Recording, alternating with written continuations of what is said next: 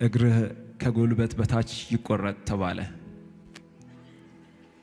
እግሬማ አይቆረጥም ብዬ ከእግዚአብሔር ጋር መነጋገር ጀመርኩ። እንዲህ ብዬ እግዚአብሔርን ጠየቅኩት፣ እግሬን የምትፈውስ ከሆነ በእነዚህ እግሮቼ ሰው ልጅ ልብስ ለብሶ ሲሄድ እና ቤት ብዙ ነገር ይሸፍናል። የእውነት ገበናን የሚሸፍን ልብስ እና ቤት ነው። በላህ፣ ጠጣ፣ ተራብክ፣ ታመምክ ያላንድ የኛ አንደበታችን ካልፈቀደ እኛ ካልተናገርን ማንም ስለኛ ማንነት ወይ መበሳቆላችንን የሆነ በቃ ከሰው ተራ ከሰውነት ተራ መውጣታችንን ሰውነታችን ላይ ወይም ደግሞ ፊዚካላችን ሰው አይቶ ወይኔ ምን ሆንክ፣ ወይኔ ምን ሆነሽ ነው ምናምን ሊሉሽ ይችላሉ።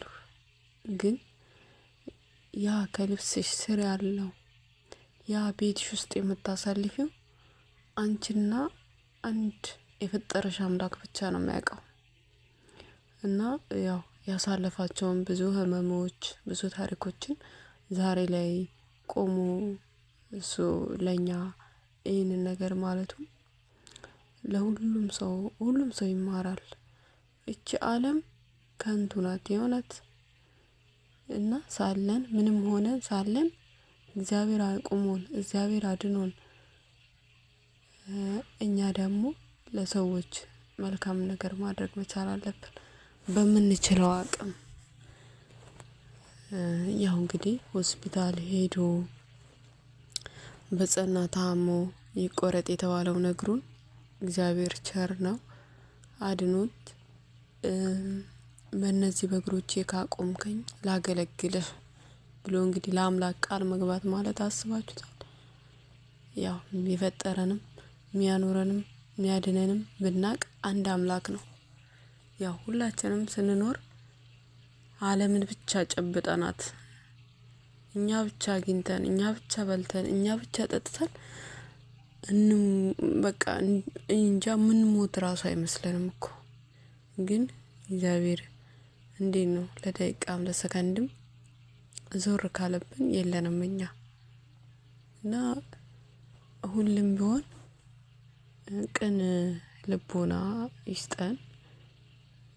ደግሞ በጣም ያሳዘነኝ ነገር ቢኖር እንዴት ነው የቱን ነገር ሲናገር የእውነት እንደዚህ አይነት ሰው አለ እንዴ ብዬ ራሱ እኔ በቃ ውስጤን እንባዬ ምናምን በቃ መቋቋም ራሱ አልቻልኩም። እና ደጋግ ልብ ያለን ሰዎች የማንንም ሰው ውድቀት አንፈልግም፣ የማንንም ሰው ሀዘን ማየት አንፈልግም፣ የማንንም ሰው ህመም ማየት አንፈልግም። ደስታውን ነው ማየት የምፈልገው። ያው የሰው ልጅ ህመሙን የሚያውቀው ነው ለዛ ሰው ሊረዳም የሚችለው።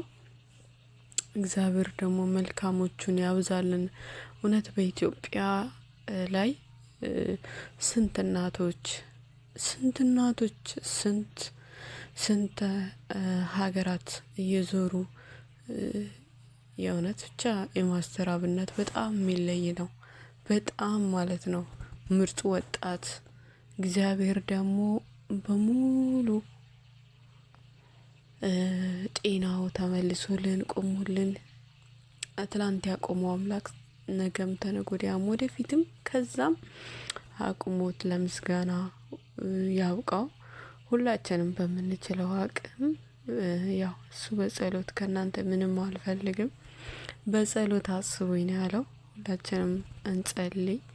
እንደ ሀገር አንድን ሰው የሚረዳ ሰው መሆን በቂ ነው። ሀገር ጎፋ የዛኔ ያው ሁላ አደጋ ደርሶ በዛ ውስጥ ሄዶ ህዝብን ለመርዳት መከራ ስቃይ ሳይ ያው በዛ ምክንያት ያው እንግዲህ ህመም ያለበት ሰበብ ያለበት የሆነ በቃ ነገር ነው የሚፈልገው አይደለም።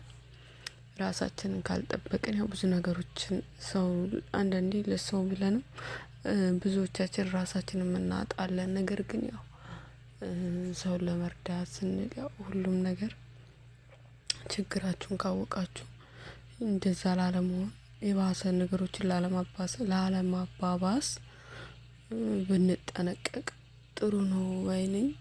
ግን ያው እግዚአብሔር ምሮት በሰላም ታክሞ እና እንድናየው ፈጣሪ ይርዳን። ያው አንዳንድ ጊዜ የሆኑ ህመሞች የተደበቁ በውስጣችን ህመም ይፈጥራሉ በራሳቸው ያለ ምክንያት። ይሄ ልጅ እንደዚህ ያልሆነም ያው ከባድ ነው ያማል። በጣም ነው ያዘንኩት፣ በጣም ማለት ነው። በቃ ውስጤ ነው እንትን ያለው። ግን እግዚአብሔር ደግሞ መሀሪ ነው፣ እንደሚምርህም ተስፋ አለን። ሁላችንም በጸሎት እናስበው። ሲቀጥል ደግሞ ሌላ ምንድነው በቴምር ሪል ስቴት የተሰጠው ቻሌንጅ አለ ማለት ነው። እና ያ የተሰጠው ቻሌንጅ 500,000 ፎሎወር ከገባ ያው መኪናውን ሊያበረክቱለት ማለት ነው። ያው ህዝብን የሚያገለግልበት መኪናውን ሊያበረክቱለት ቃል ገብተውለታል ማለት ነው። ሁላችንም ደግሞ ቢያንስ በዚህ ምንም አይከፈልም አይደለ? ገብተን ሁላችንም የምንችለውን ብናደርግ ጥሩ ነው። ምንም ማዘንም ብቻ ለሱ አይበቃም። እሱን በዚህ መርዳት መቻል አለብን። ምክንያቱም ያው እግር ነው ዋናው የኛ መንቀሳቀስ፣ እግር፣ እጅ፣ አይምሮ ሁሉ ነገር ነው፣ አይን እና ምንም ቢሆን ያው መቼም በእግሩ ከሚንከራተተው እንዲህ መኪና ከሆነ ይሻላል ብዬ ነው ማስበው። ስለዚህ ይህንንም ቻሌንጅ ራሱ በመስጠታቸው በጣም ደስ ይላል፣ ይገባዋል። ከዚህም በላይ የእውነት ህዝቡ ሙሉ ራሱ የምንችለውን አድርገን መኪና ተገዝቶለት እንደዚህ እንዳለ ደግሞ በጣም በቃ ትላልቅ ሰዎችን ነው ከመንገድ ላይ አንስቶ ውሃ ጠጥቶ የተራቡትን ስንት ቀን በህል በጥን እንጃ ብቻ ቃላት የለኝም። ስለማስተራብነት ቃላት የለኝም። እውነት ውስጥ ከሰማው ሰዓት ጀምሮ የሆነ በቃ ይወረኛል። የሆነ ጊዜ ቲቪ ላይ ቀርቦ የዛሬ ስንት አመት ነው እና ኢንተርቪው ሲደረግ በእህቱ ምክንያት ይመስለኛል ያው ስለ እህቱ ሲናገር ያለቀሰው ለቅሶና የተንሰቀሰቀው እስካሁን ከፊቴ ራሱ ከአይምሮ ራሱ አይጠፋም። በቃ ስቅ እኔ እንጃ ወንድ ልጅ በዚህ ያህል እንደዚህ ውስጡ አዝኖ ይጎደል ብዬ አላሰብኩም። ግን የእውነት ሰው ነው፣ ከሰውም በላይ የእውነት ሰው ነህ አንተ። እግዚአብሔር ደግሞ ይምርሃል፣ ተስፋ አለን። ጠንካራ ነህ፣ ጎበዝ ነህ፣ በርታልን። እግዚአብሔር በምሕረቱ በቸርነቱ ይዳብስ ነው የምልህ። የእውነት የልጆች አምላክ መታመም በጣም ከባድ ነው እና የምወዳችሁ ማከብራችሁ ሁላችሁም ራሳችሁን ጠብቁ። በተቻላችሁ አቅም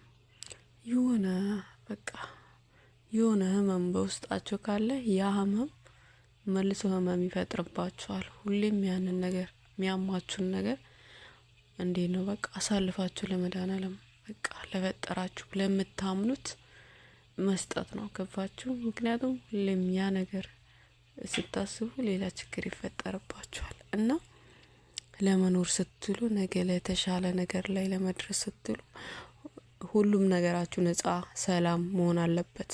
እኛ ወደን አይደለም ምንታመመው፣ ወደን አይደለም ምናጣው፣ ወደን አይደለም የምንቸገረው። ያው ፈተና አለ አይደለ? ሰው እስከሆንን ህይወት በብዙ ውጣ ውረድ የተሞላች ናት፣ በፈተና በደስታ በሀዘን። ስለዚህ እነዚህን ሁላ መቋቋም መቻል አለብን። ነገሮችን በቃ ተመስገን ነው። ስንታመም ቶሎ ወደ ሐኪም ቤት ሄደን ያው ቼክ፣ ሁሌም ከጤና በላይ ምንም ነገር የለም ብያለሁ እና ለጤናችን መጠበቅ መቻል አለብን። አብዛኛም ስደት የምንኖር እህቶች ያገኛችሁትን ብሉ፣ ጠጡ፣ ራሳችሁን ጠብቁ። ስትሰሩ እና ወዳችኋለሁ፣ አከብራችኋለሁ። በያላችሁበት ሰላምን፣ ጤናን፣ ፍቅርን፣ አንድነትን ያብዛልን። የእውነት ደስታን መስማት እንፈልጋለን። በሰላም ለቤተሰቦች፣ ለሀገርም፣ ለሁሉም በሰላም እንድንህልን ማየት እንፈልጋለን። እንወዳለን። ማስተር አብነት እግዚአብሔር ምሕረቱን ይላክልን። የእውነት ያማል። ሁላችሁም ላይክ እና ሰብስክራይብ እያደረጋችሁ አበረታቱኝ እህቶቼ፣ ወንድሞቼ። በጣም ነው የምወዳችሁ። ለምታዳምጡኝም ለምትሰጡኝ ማስተያየት ከልብ አመሰግናለሁ። ክበሩልኝ። ስለነበረን ቆይታ አመሰግናለሁ። ባይ ባይ።